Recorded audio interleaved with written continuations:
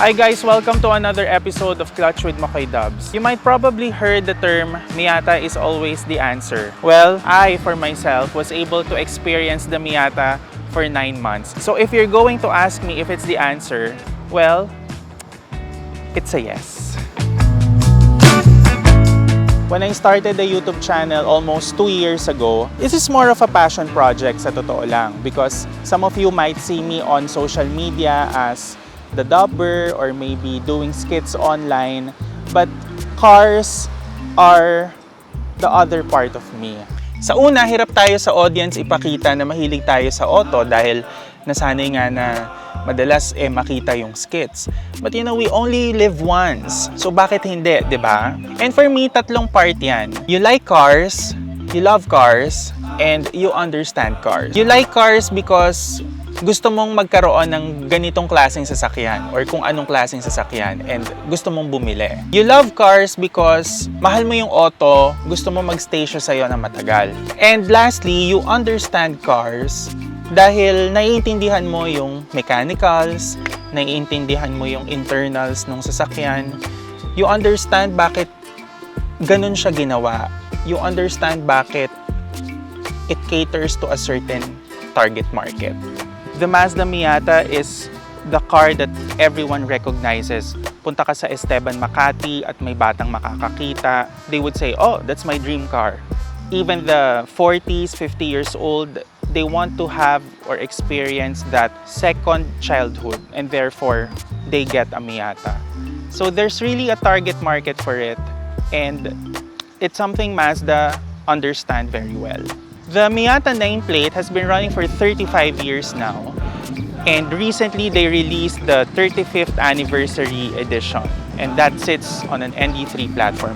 But what we have here is called the MX-5 Club Edition and sits on an ND2 platform. And I'm going to share with you my 9 months of driving, enjoying this Roadster. Now for the exterior, you still get the halogen turn signals. Your DRLs are here. This is deep crystal blue color. Now for this color, medyo bihira ito makita sa daan, yung ganitong klaseng color because madalas na nakikita natin na Miatas are color white, soul red crystal, machine gray. So medyo bihira, right? So if you have one, it's really a rare piece. Now for the wheels, you've got BBS 17-inch alloy wheels. And also for the interior, meron ka namang Recaro seats. So pang racing, pang malakasan. Now the engine is a 2-liter naturally aspirated engine and the engine code is called PEVPS. So this shares with the Mazda 3. But the tuning is kind of different, no? It loves high revs. Lalong-lalo na kung naka-manual ka. Nako, 4,000 RPM daw is the sweet spot. But yeah, this is a very reliable engine and tried and tested ever since the ND1. Okay, let's talk about the interior. It's pretty straightforward and usual Miata fashion. No glove box compartment as usual. Kasi this is really a small car. I appreciate the rotary knobs here when you want to control the aircon, the temperature, the fan. You have USB ports here na dalawa. Still has the USB-A, but for the ND3, USB-C na siya. You also have heated seats. But you know, in my 9 months of driving this car, never ko ginamit yung heated seats because this is a tropical country, hindi mo yan kailangan. Kung ventilated, pwede, di ba? Now, the seats, the Recaro seats, sa totoo lang, kung ida-drive mo to ng more than 5 hours, kunwari papunta ka ng Baguio, sa totoo lang kaya Kaya ng katawan ko, hindi masakit para sa akin. Kasi siguro dahil enjoy ko rin mag-drive, mahilig ako mag-drive, so that. Now for the instrument cluster, it's all analog for the speedometer and tachometer. But what's different here, dito sa may leftmost, is meron kang small digital where you can see water temp, your fuel range, something like that. Start-stop button for the engine, and also you have the rotary knob here. Now the downside is same as, typical Mazdas, is kapag nagda-drive ka and you want to change, like for example, the music, hindi mo pwedeng gamitin yung touch screen. The touch screen only works kapag ka nakapark ka or let's say, naka-stop. Well, meron namang science behind it because Mazda wants you to focus on the driving. Ngayon, kung meron kang coffee and gusto mo maglagay, meron kang dalawang cup holders dito. At syempre, since naka-top down tayo, isa lang sa mga downside kapag naka-top down at nasa ilalim ka ng puno, malalaglag ang mga dahon. For the top down feature, simple lang because this is a soft top. Click mo lang here, akit dito, latch, and you're good to go. Well, if you want to release, very easy also. Baba mo lang. Easy. Wear the shades, drive artista. Charot!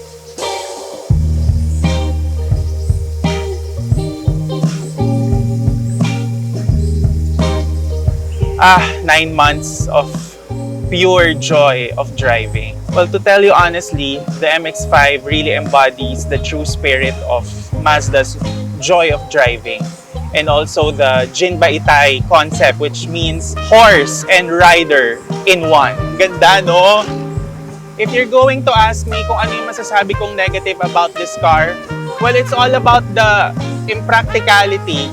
But it's targeted to a different market. You buy this car because you want to be one with yourself. You want to be one with the car. You don't buy this car because gusto mong isa kayong asawa mo or girlfriend mo or anak mo. No, it's all about you. It focuses on you. Yun, kaya ka bumibili ng ganitong klaseng sasakyan. It might sound selfish, but that's the truth. Well, in my opinion. This is the car that makes you wake up 4 in the morning. Gusto mo magkape sa Clark, gusto mo pumunta ng Subic, start the engine, top down, you're good to go. Pero syempre, hindi ka naman magta-top down sa mga tricky places sa Maynila, I mean, may binabagayan yung lugar na pinupuntahan kapag ito ang dala mo. Hindi ko sinasabi na wherever you go, just put the top down. No, it's different. Ibig kong sabihin, may binabagayan siya. At yun ang dapat mong gawin. Now, the engine is a happy engine. It likes to rev. This long-term land out with me is an automatic transmission, 6-speed automatic transmission. It's gonna be a different kind of experience kung manual ito. Not for anything, we're able to experience the 6-speed manual Miata in Japan. And yung engine nun is a 1.5 liter Sky Active G. But I'm telling you this, the manual Miata is a whole different experience. It's a true Miata experience. Because the Mazda Miata in automatic transmission could be also your daily driver, depending on how you will use it.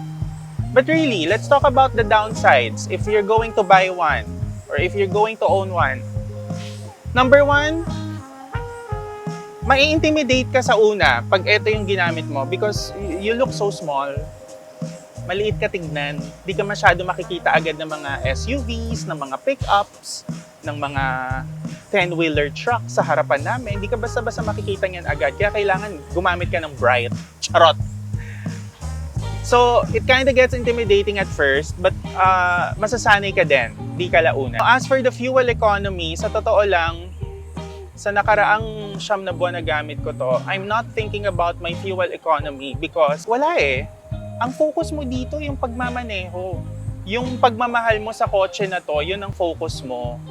Kaya hindi mo iisipin yung fuel economy. But if you're going to ask me, this is a fuel efficient car.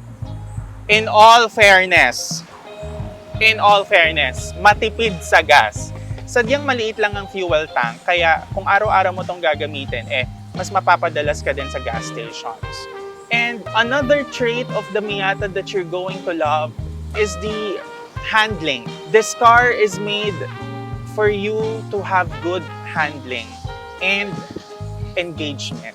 Kung nag-aral ang Miata sa isang college or university, I am sure ang course niya AB communication because the car knows how to communicate with the driver. iwas-iwas mo, dalin mo sa twists and turns, the car will follow. Sobrang galing. Para siyang, alam mo yon, meron na siyang ECU, which is yung utak niya.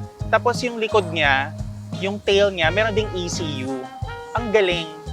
I mean, maybe that's the G-vectoring control na tinatawag, or GVC. And now, the RX-7, the RX-8 is not here anymore, but Mazda has plans on, reviving the rotary program. I understand that the Mazda engineers really put their effort and heart in making the Miata a true car, because this is the 911 of Mazda, if you get what I mean. So this is something na hindi sila pwedeng magkamali. This is something na, tara, lahat ng resources natin, lahat ng funds natin, our brain cells, let's put it in the Miata because this is our halo car. And I thank Mazda for creating a such cheap but good cheap sports car that you can own, that's easy to maintain, easy to handle, and easy to drive. Para mang ganito yan eh. Gusto mo ng sports car, 2-door, roadster, hindi mo na kailangan gumastos ng 5 million for that. Just spend over 2 million and have it. That's it. Simple. Walang ano yan. Kumbaga, straightforward. Gusto mo ng sports car, engaging, sarap i-drive, Miata is the answer. And one of the best experiences with the Miata is the hair. Yung gumulo yung hair mo kasi nag-top down ka. But to end my long-term review, all I want to say is I'm really grateful to Mazda Philippines for letting me experience the MX-5 in the past 9 months. I really had a great time with the car, and I'm really grateful to experience it. Such engineering marvel na ma-drive siya, masakyan siya, ma-maintain siya. It's truly an honor. Now, what I want to say for those na dream car ang Miata, habang bata at able, go for it. Kung may budget, bakit hindi? For me, this is one of the cars that you can still buy today at a good price, be it pre-owned, be it brand new, and still gives you that smile on your face. That's my thoughts. Thank you for watching.